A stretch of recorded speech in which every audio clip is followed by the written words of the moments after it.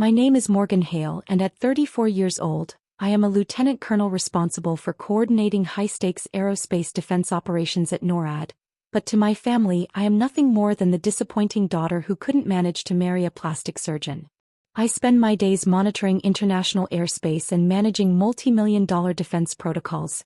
Yet as I steered my dented 2008 slate metallic Toyota Corolla into the pristine circular driveway of my mother's estate in Greenwich, Connecticut, I felt like a cadet facing a court-martial. The engine gave one final, shuddering metallic rattle as I twisted the key, a stark contrast to the humming silence of the luxury fleet surrounding me. To my left sat my sister Tiffany's 2024 pearl white Tesla Model X, a $95,000 status symbol that seemed to sneer at my rusted wheel wells. Beside it, a metallic Mercedes-Benz GLE and a cherry red Mustang convertible occupied the remaining space, their waxed surfaces reflecting the afternoon sun like polished armor. I stayed in the driver's seat for a moment, checking my reflection in the rearview mirror and adjusting the collar of my civilian blouse, though I felt far more comfortable in my flight suit. My hands, which stayed steady while tracking unidentified aerial phenomena, trembled slightly as I reached for the passenger seat to grab a $15 lemon bundt cake I had picked up from a local grocery store on my way from the base. It was a humble offering, wrapped in cheap cellophane that crinkled loudly in the quiet of the high-end neighborhood. But I am getting ahead of myself. You need to understand that in the Hale family, your worth is measured by the logo on your key fob and the zip code on your tax returns, not the stars on your shoulders. Now let me take you back to the moment I stepped onto the pavement, the soles of my sensible black pumps clicking against the expensive cobblestones. The air smelled of freshly mulched flower beds and expensive charcoal from a high-end grill, a scent that usually signaled celebration but today felt like the opening notes of a funeral march. I squared my shoulders, adopting the rigid, disciplined posture that had earned me my rank, and marched toward the mahogany front door. I knew exactly what was waiting behind it, a social firing squad led by Tiffany, who would undoubtedly spend the evening reminding everyone that her life as a suburban socialite was infinitely more grueling than managing national security. Every step toward the house felt like a descent into a familiar kind of combat, one where the weapons weren't missiles or radar jams, but passive-aggressive comments about my aging vehicle and my lack of a husband. I gripped the plastic base of the lemon cake, feeling the slight grease of the frosting through the packaging, and prepared to face the elite circle of my mother's 65th birthday guests. I was a decorated officer of the United States Air Force, a woman who made decisions that affected the safety of the entire continent, yet I knew that the moment I crossed that threshold, I would be reduced to the girl who drove the clunker, and failed to live up to the family's gilded expectations. The injustice of it burned in my chest, a sharp contrast to the cold, analytical mindset I maintained at work. I took a deep breath, the heavy scent of Tiffany's Chanel No. 5 already wafting through the screened porch, and pushed open the door to face the ambush. Family isn't always a sanctuary. Sometimes, it is the most treacherous battlefield you will ever have to navigate.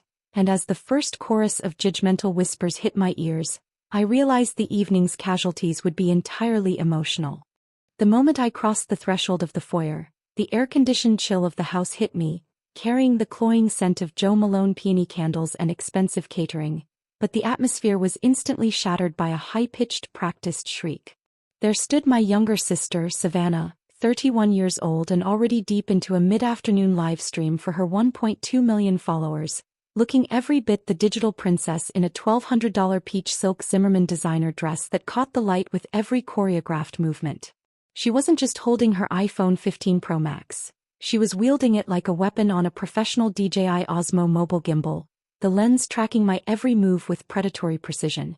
"Oh my God, guys, look at this absolute war relic that just rolled into the driveway," she squealed into the microphone, her voice carrying that manufactured enthusiasm that made my skin crawl as she pointed the camera directly at my face. "I thought the United States Air Force actually paid its officers well.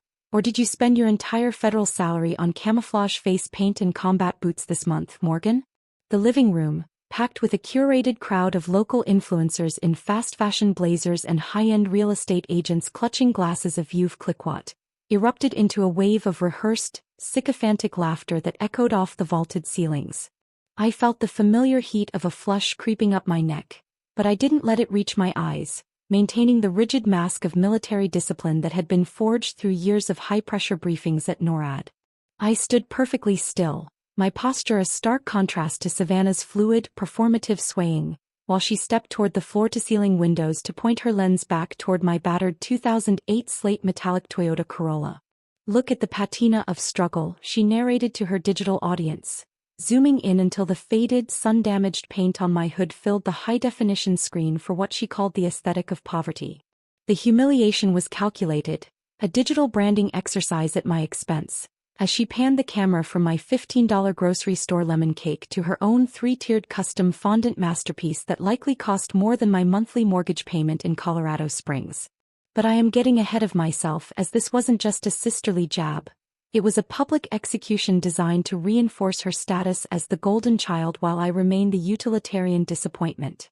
Now let me take you back to the feeling of 30 pairs of eyes scanning my sensible off-the-rack blouse for loose threads while Savannah's ring light cast a halo around her, making her look like a saint of consumerism. I gripped the plastic handle of my cake carrier until my knuckles turned white, the cheap cellophane crinkling like a distress signal in the sudden silence that followed her joke. I was a lieutenant colonel who managed the defense of the entire North American continent, yet in this room of influencers and house flippers, I was being judged by the dent in my passenger door and the lack of a designer logo on my handbag. The contrast was suffocating, a deliberate attempt to make my life of service seem small and grimy compared to her polished, profitable vanity. I watched the little red heart icons bubble up on her screen, a digital tide of approval for my public shaming, and I realized that to Savannah, I wasn't a sister or a soldier. I was simply content. Every sharp comment was a bid for engagement, every laugh from the crowd a validation of her cruelty, and as I stood there in my scuffed pumps, I understood that the most dangerous battlefields aren't always the ones we monitor from a radar screen in a bunker. Sometimes the most lethal strikes are delivered in peach silk, broadcasted in 4K to a million strangers who think that worth is something you can buy at a boutique. Family is supposed to be the one place where your rank and your bank account don't define you, but as Savannah moved in for a close-up of my face, searching for a crack in my composure to show her followers a real emotional moment, I knew that in this house, the only currency that mattered was the one I didn't care to spend. The party was a hyper-curated nightmare of sponsored backdrops and $400 floral arrangements of white hydrangeas and ranunculus that smelled more like money than nature. I stood near the marble kitchen island, feeling the weight of the grocery store lemon cake in my hands as Savannah continued her relentless digital assault. She moved through the room with the grace of a predator, her gimbal-mounted iPhone 15 Pro Max capturing every angle of the high-end decor while she loudly instructed the guests not to tag me in any of their Instagram stories. "Guys, seriously, keep Morgan out of the background because her basic training starter pack of a car is already visible through the window and it is absolutely going to ruin the luxury vibe of my grid," she chirped, her voice dripping with a saccharine condescension that made the real estate agents nearby snicker into their crystal flutes of Veuve Clicquot. She pivoted on her designer heels to face a group of local influencers, mocking my lack of brand presence as if my life was a failed marketing campaign rather than a career dedicated to national defense. To Savannah, I wasn't a lieutenant colonel who had spent the last 6 months in a high-pressure bunker at NORAD managing high-stakes air intercept segments and coordinating multinational drills with NATO allies. I was just a background extra who had somehow failed at the basic task of being glamorous. But I am getting ahead of myself because while she was worried about the color palette of her feed, I was remembering the night 3 weeks ago when I didn't sleep for 36 hours because we were tracking a potential breach in the northern ADZ. Now let me take you back to the way she looked at me, her eyes scanning my off-the-rack navy blouse for a designer label she knew wouldn't be there, her lips curled in a permanent pout of manufactured disappointment. She had no idea that the woman she was filming for the amusement of a million strangers was the same woman who held the authority to scramble fighter jets. Yet in this house, my rank was invisible and my service was a punchline. The injustice of it felt like a physical weight, a sharp contrast between the superficial vanity of her world and the cold, hard reality of mine where mistakes cost lives, not just followers. I watched her adjust a $400 bouquet of peonies so the light hit the petals just right for a close-up. Her entire existence a series of staged moments designed to elicit envy from people she would never meet. To her, success was a sponsored post and a high engagement rate, and because I didn't participate in her digital theater, I was nothing more than a cautionary tale of what happens when you choose a life of utility over a life of luxury. The crowd of sycophants followed her lead, their gazes sliding over me with a mixture of pity and boredom, as if my presence was a smudge on the pristine surface of my mother's 65th birthday celebration. I stood there with my military-grade patience, a silent observer in a room full of people who valued the price of a dress over the character of the person wearing it. It is a strange thing to be a commander of men and machines but a failure in the eyes of your own sister. And as I listened to her complain about how my presence was lowering the property value of her live stream, I realized that some people are so poor that all they have is their brand. Family is supposed to be the one place where you don't have to perform, but in the Hale household, if you aren't a star, you are simply in the way of the light. I gripped the plastic edge of my cake carrier, the cheap material a humble reminder of the world outside this bubble, and waited for the next strike in a war that Savannah didn't even realize I was winning just by staying silent. I retreated to a quiet corner of the expansive patio, seeking refuge near a $2,000 ice sculpture carved into the shape of a blooming lotus that was already beginning to weep crystalline tears onto the linen-draped table. I sipped a lukewarm ginger ale from a plastic cup, the bubbles stinging my throat as I watched the sunlight refract through the melting frozen art, and I let my mind drift away from the screeching vanity of the party. While Savannah was busy adjusting her ring light and checking her engagement metrics, I was remembering the bone-chilling 2 a.m. shifts at Minot Air Force Base during North Dakota blizzards that felt like they would never end. I recalled the joint force briefings in windowless, secure rooms where the air smelled of stale coffee and ozone, moments that would never make it to TikTok but literally kept the continental United States safe from invisible threats. But I am getting ahead of myself because the bitterness I felt wasn't just about the present. It was rooted in the jagged edges of our shared history. Now let me take you back to the spring of my senior year in high school, the afternoon I found my official Air Force Academy acceptance packet crumpled at the bottom of the blue recycling bin, drenched in spilled soda. Savannah had looked me dead in the eye and claimed she had accidentally recycled it while cleaning the kitchen, her face a mask of feigned innocence that even then I knew was a lie designed to derail the one dream I had worked years to achieve.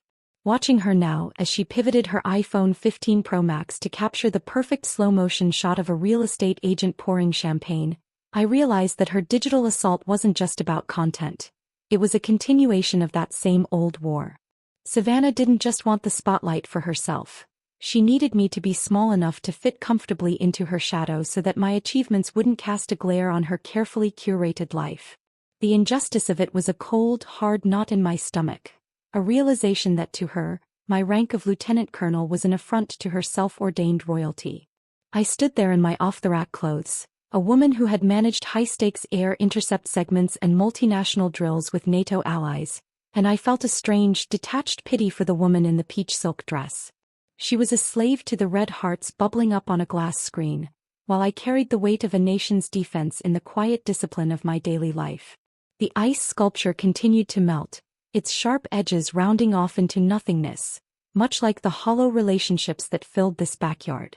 I watched my sister laugh at a joke she didn't find funny just to keep the energy up for her 1.2 million followers, and I understood that my silence wasn't a sign of defeat, but a tactical withdrawal.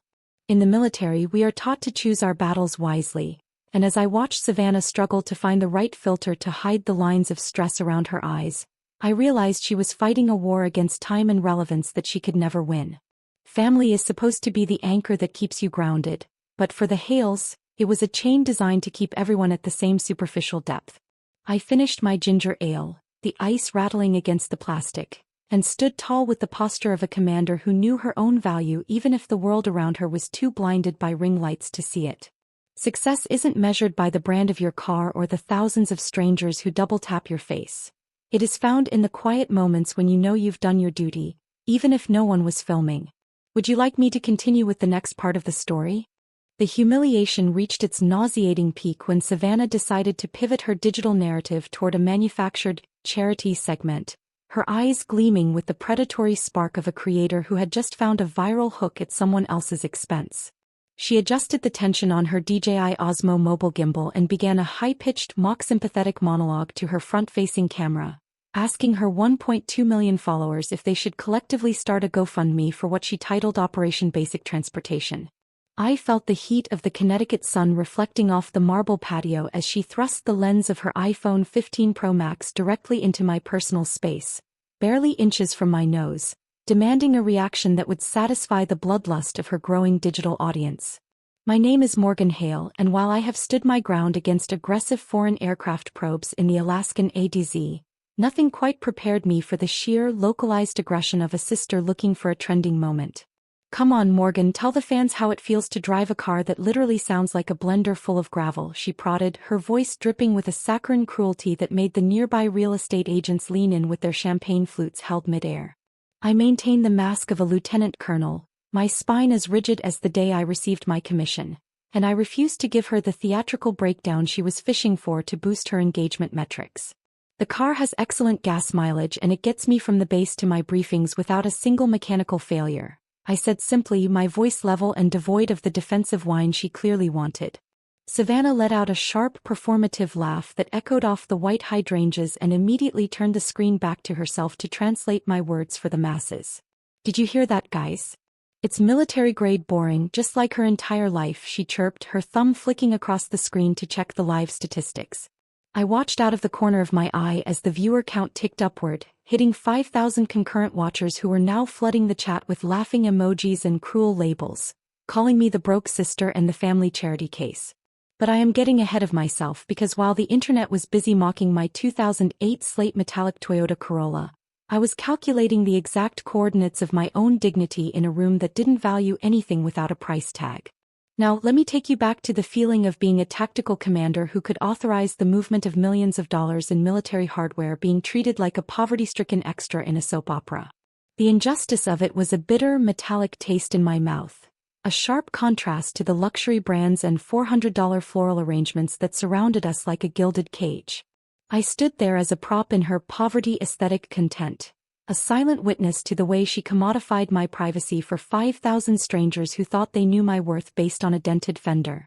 Every comment that scrolled past on her screen was a tiny digital needle prick, a collective effort to diminish a woman who had spent the last 6 months managing high-stakes air intercept segments just so people like them could live in a world where their biggest problem was a low phone battery. Savannah's face was illuminated by the artificial glow of her screen, a mask of vanity that ignored the person standing right in front of her in favor of the curated image she was broadcasting to the world. Family is supposed to be the one place where the truth doesn't need a filter, but in the backyard of my mother's 65th birthday, I was being edited out of my own life to fit a narrative of failure. I gripped the condensation-slicked glass of my ginger ale, the ice rattling against the side as a reminder of the cold, hard reality that no matter how many stars I earned on my uniform, I would always be the villain in Savannah's search for likes. It is a profound realization to understand that the person who shared your childhood home is the one most committed to burning down your reputation for the sake of a viral clip.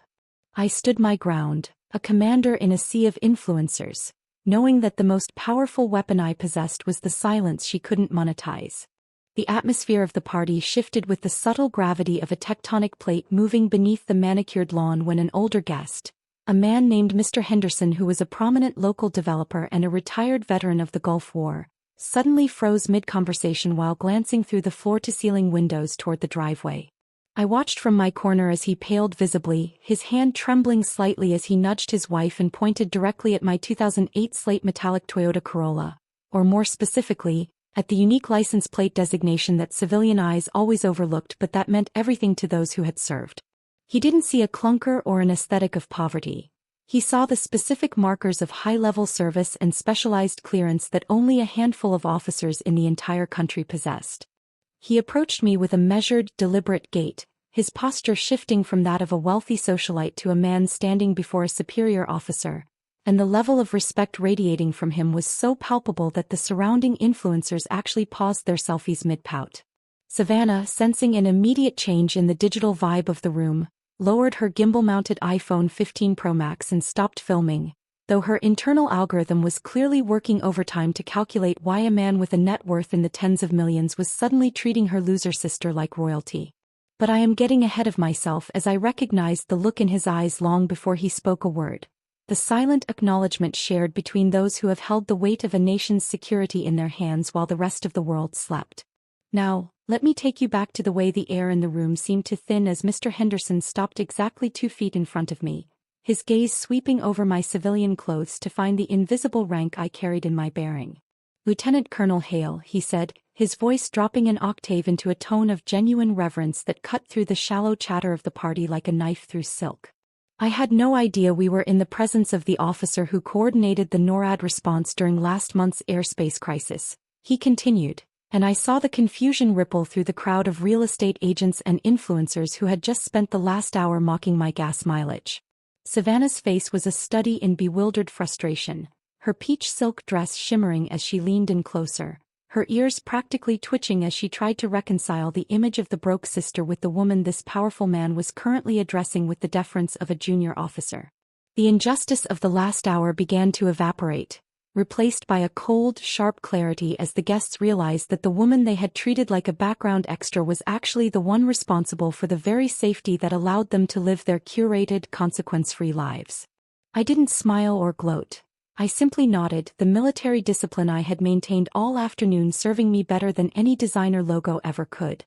The contrast between Mr. Henderson's somber respect and the vapid cruelty of the live stream I had just endured was staggering, a reminder that true power doesn't need a ring light or a follower count to be recognized by those who actually understand the cost of a quiet life. I watched as Savannah's thumb hovered over the record button, her mind likely trying to figure out how to spin this new information into a viral moment.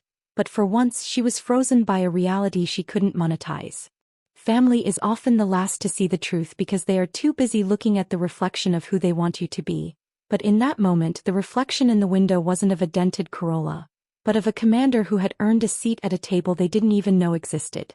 I stood there, a $15 lemon cake still sitting on the counter behind me, and realized that the most profound victories aren't won with a shout, but with the silent recognition of a peer who knows exactly what you've sacrificed while everyone else was busy chasing a trend. Savannah was not a woman who accepted defeat or a shift in the narrative without a fight, so driven by a toxic mix of suspicion and wounded pride, she marched toward the patio doors with two of her most sycophantic friends trailing in her wake like a school of shallow fish. I watched through the double-paned glass as she crossed the lawn in her $1,200 peach silk dress, her designer heels sinking slightly into the meticulously manicured turf while she held her iPhone 15 Pro Max aloft, clearly planning to find more dirt or some overlooked mechanical flaw to reignite her digital assault. She reached the rear bumper of my 2008 slate metallic Toyota Corolla with a triumphant sneer, but then she stopped dead in her tracks as her eyes locked onto the metal frame surrounding my license plate. She squinted at the etched lettering, her brow furrowing as she processed the words IF-05 active duty, a designation that to her had been nothing more than a series of boring characters until that very moment. But I am getting ahead of myself because Savannah had spent years convincing herself that my silence and my lack of a luxury lifestyle were signs of a struggle I was too proud to admit. Now let me take you back to the expression on her face as one of her friends, a tech-savvy marketing consultant who actually knew how to read more than just a brand logo, leaned in and whispered a frantic correction that felt like a localized earthquake.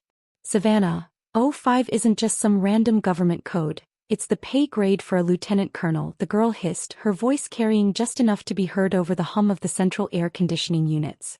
And that small holographic sticker on the side of the window? That is NORAD command, which means your sister has the kind of national security clearance that people like us aren't even allowed to Google without ending up on a watch list.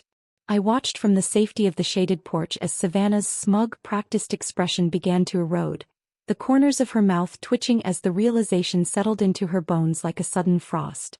She hadn't been mocking a failure or a family charity case who couldn't afford a car payment. She had been publicly belittling a high-ranking officer responsible for the aerospace defense of the entire North American continent.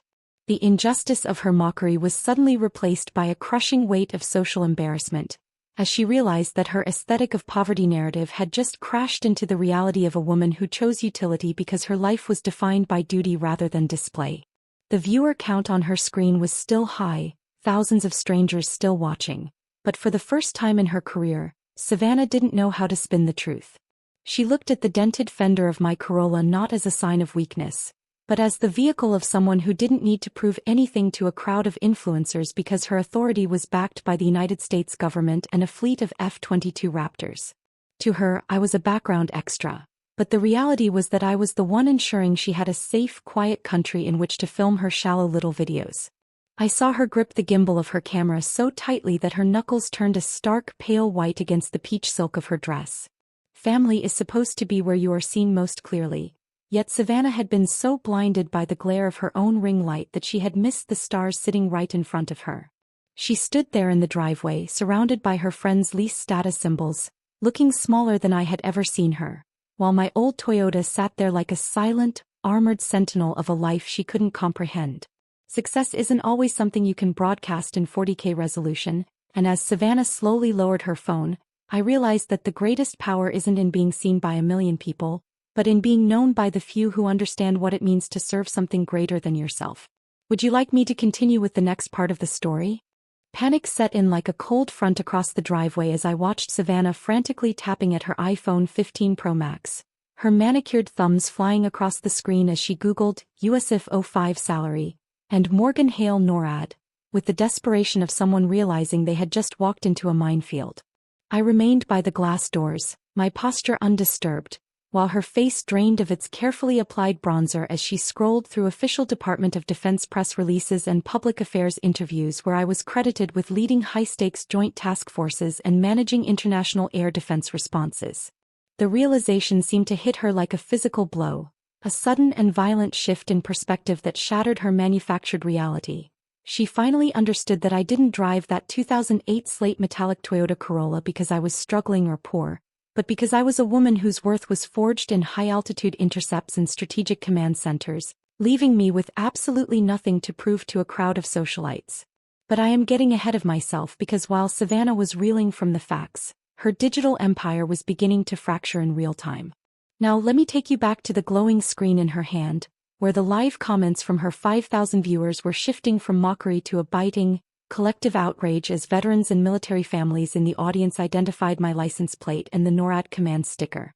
The spoiled influencer narrative she had so carefully constructed was being incinerated by a tide of comments calling her out for her blatant disrespect toward a decorated commander, with users flooding the chat with American flag emojis and demands for an apology.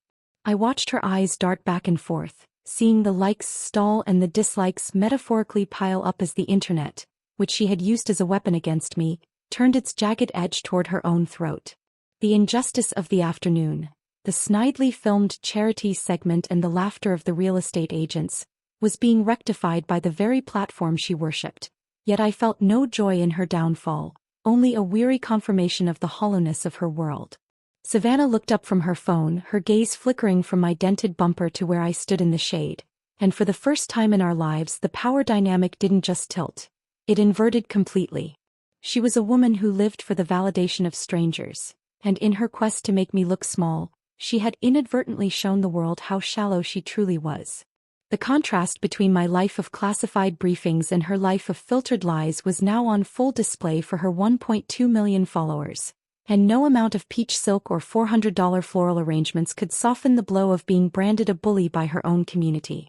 Family is supposed to be the one place where you are safe from the judgment of the world. But Savannah had invited the world in to judge me, only to find that she was the one standing on the wrong side of the glass. I stood there, a lieutenant colonel who had spent the last decade protecting the very freedom she used to mock me, and I realized that while her brand was collapsing in 4K resolution, my character remained exactly as it was, unshakable, disciplined, and entirely independent of her approval. Success isn't about the model year of your vehicle or the viral success of a live stream. It is the quiet confidence of knowing that when the world is watching, you don't have to pretend to be someone you aren't. As she stood in the driveway of our mother's Greenwich estate, looking at her phone as if it were a ticking bomb, I realized that the greatest victory I could ever have was simply being the woman who didn't need the camera to be relevant. The public execution of my sister's reputation happened in the most clinical and efficient way possible. And the most striking part was that it occurred without me uttering a single word in my own defense. The very guests who had been snickering into their crystal flutes of Veuve Clicquot just minutes ago now shifted their weight awkwardly, their faces flushing with a sudden performative patriotism as they attempted to strike up clumsy conversations with me about service and sacrifice. I stood by the marble kitchen island, still holding my $15 grocery store lemon cake, as real estate agents and minor influencers approached me with forced smiles, their voices dropping into that hushed, reverent tone people reserve for heroes they didn't realize were in the room. It was nauseating to watch the pivot, a calculated maneuver to distance themselves from the mockery they had cheered for just moments before, while I maintained the steady, unblinking gaze of a lieutenant colonel who had seen far more dangerous snakes than these. But I am getting ahead of myself, because the real destruction was happening 20 feet away where Savannah sat completely alone at a wrought iron cocktail table. The afternoon sun beat down on the manicured lawn, but she seemed frozen in the blue-white glow of her iPhone 15 Pro Max, the light reflecting off her designer sunglasses as she watched her engagement numbers tank in a digital freefall. Her hilarious video, the one where she had zoomed in on my 2008 slate metallic Toyota Corolla for the aesthetic of poverty, had already been screen-recorded and was spreading through military forums and local community groups like a wildfire in a dry canyon. Now let me take you back to the crushing weight of that silence, a deafening void that formed around her as the influencers realized she was no longer a rising star but a toxic liability. She was being labeled a toxic sibling across platforms she once controlled with an iron fist. And the irony was that the very audience she sought to entertain was now the judge, jury, and executioner of her career. I looked across the patio and saw her fingers trembling as she scrolled through thousands of comments from veterans and military spouses who were systematically dismantling her brand with the precision of a surgical strike. The injustice of the morning had been replaced by a cold, digital karma that no amount of peach silk or $400 floral arrangements could fix. Savannah didn't look up as the party moved on without her. She sat in the wreckage of her own vanity, a woman who had tried to make her sister small only to find that she had accidentally broadcasted her own insignificance to the entire world. I stood my ground, my posture rigid and my resolve unbroken, realizing that I didn't need to return fire when the enemy was busy destroying themselves from within. Family is supposed to be the one place where you are safe from the cruelty of the crowd, but Savannah had taught me that for some, the crowd is the only family that matters, and when the crowd turns there is nowhere left to hide. I watched a single crystalline tear escape the edge of her sunglasses, not out of regret for hurting me, but out of the sheer terror of losing her relevance, and I felt a final departing pang of pity for her. My car was still dented, my salary was still fixed by a government pay scale, and my life was still defined by duty, but as I walked toward the door to finally present my mother with her birthday cake, I knew I was the only one in that house who was truly free. Success isn't a follower count or a viral hook. It is the quiet peace of mind that comes when you realize your dignity was never up for a vote. Family is who stays when the cameras are off, and as I looked back at my sister I realized that for the first time in her life she was finally seeing the world without a filter, and she absolutely hated what she saw. By the following Monday morning at 5 o'clock, the humid, perfume-choked air of Greenwich had been replaced by the sterile, recycled oxygen of the NORAD Operations Center, where the contrast to my mother's backyard was absolute and grounding. My name is Morgan Hale, and as a lieutenant colonel, my worth is not measured by the luster of a paint job but by the operational readiness of the joint response teams under my command. I stood on the raised dais of the command floor, the low hum of cooling fans and the rhythmic clicking of keyboards providing a symphony of purpose that no viral soundtrack could ever replicate. Instead of a gimbal-mounted iPhone, I was overseeing a $40 million multinational simulation involving Canadian and United States aerospace defense assets, watching as tactical data links populated the massive digital displays with real-time telemetry. In this windowless sanctuary of high-level security, the concept of likes had been entirely replaced by the cold, hard metrics of mission success and strategic deterrence. But I am getting ahead of myself as the world outside the base was still reeling from the digital fallout of Savannah's disastrous live stream. Now let me take you back to the moment my deputy, a sharp major with a penchant for early morning briefings, stepped onto the platform holding a secure tablet. "Ma'am, public affairs is being hammered," he said, his voice dropping to a professional whisper as he avoided the eyes of the technicians below. Apparently, 3 major news outlets and a dozen military blogs are requesting quotes from the highest-ranking female officer in the sector after that video of your sister went viral, and they're calling you the face of modern military resilience. I looked at the glowing icons representing $10 billion of hardware currently under my tactical control and simply shrugged it off, the weight of my uniform feeling far more natural than the civilian blouse I had worn to the ambush in Connecticut. I don't need a ring light to illuminate my features or a million strangers to validate my career path to know that I am in command of my life and my responsibilities. The injustice of being mocked for my 2008 slate metallic Toyota Corolla felt like a distant, fading memory, a triviality compared to the gravity of coordinating a response to a simulated breach of sovereign airspace. I watched the major return to his station, his respect for me rooted in years of shared service rather than a 60-second clip on a social media feed. Savannah was likely still at home in her peach silk world, frantically checking her engagement metrics and trying to find a way to pivot her brand back to center, while I was exactly where I belonged, serving a purpose that required no filter and no audience. The silence of the command center was a sanctuary, a place where professional excellence was the only currency that carried any value. Family is a complicated structure of blood and history, but my true family were the men and women in this room who understood that dignity isn't something you buy at a boutique or broadcast for views. I turned my attention back to the radar screens, the green glow reflecting in my eyes as I authorized the next phase of the multinational drill. Success is the quiet knowledge that when the nation sleeps, it does so under the watch of people who don't care about being famous. And as I adjusted my headset to speak to the Canadian interceptors, I realized that I had already won the only war that mattered. Family is who stays when the truth comes out. And as the simulation reached its peak, I knew that my truth was written in the stars on my shoulders and the safety of the skies above, far beyond the reach of a sister's shallow spotlight.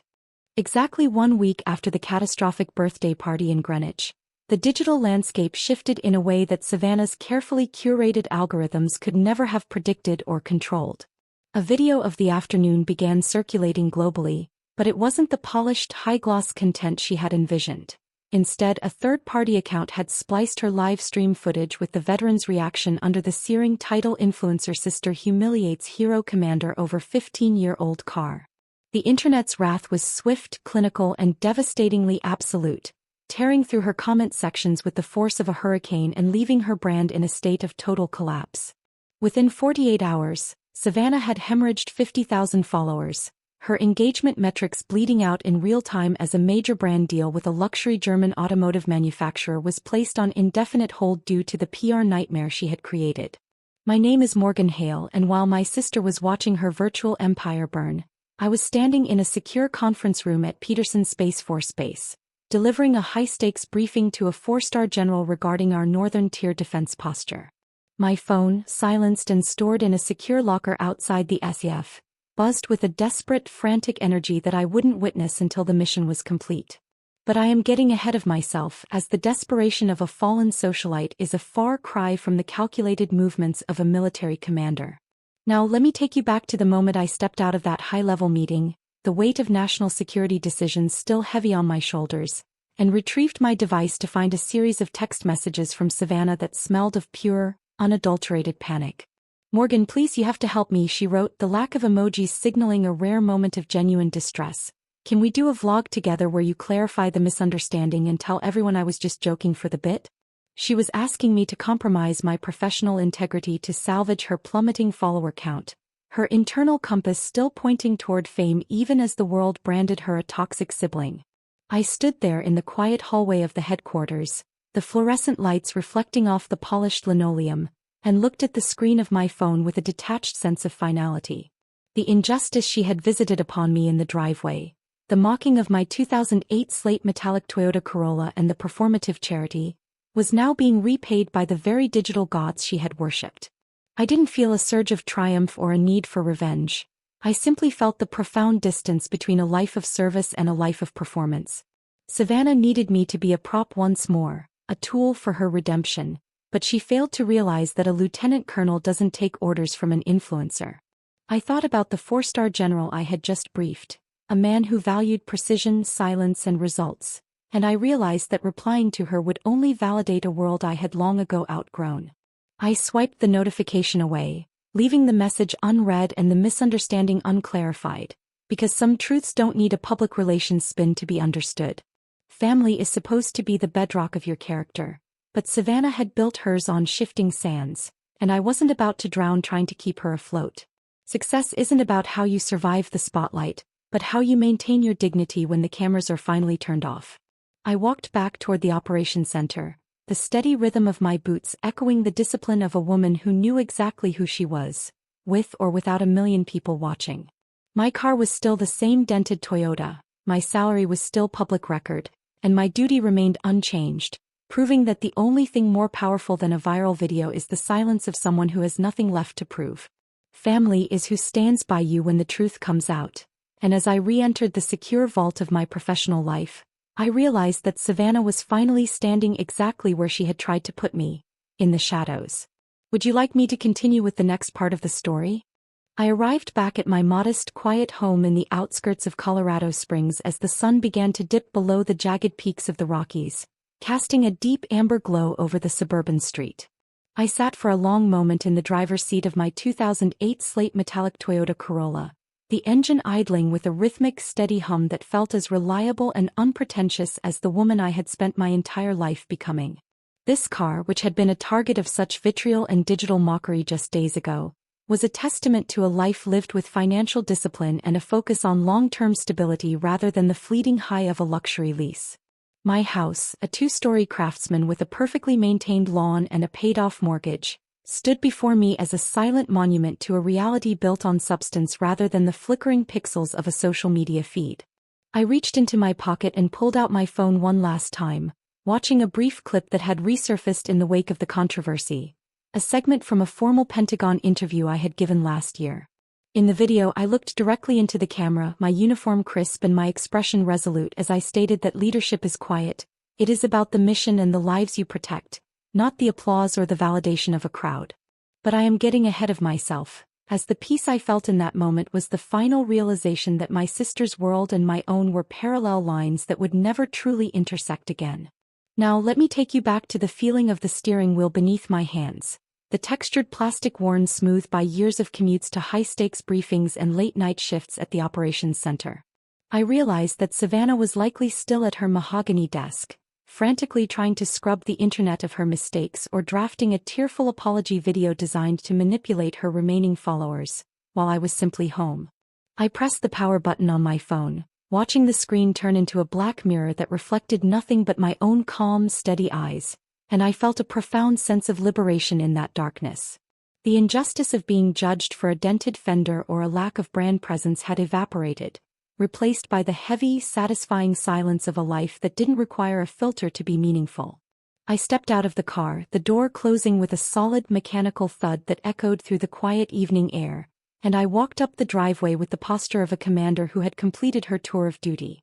I entered my house and leaned against the door, listening to the absolute stillness of the rooms around me, a silence that was more beautiful than any chorus of digital approval could ever be.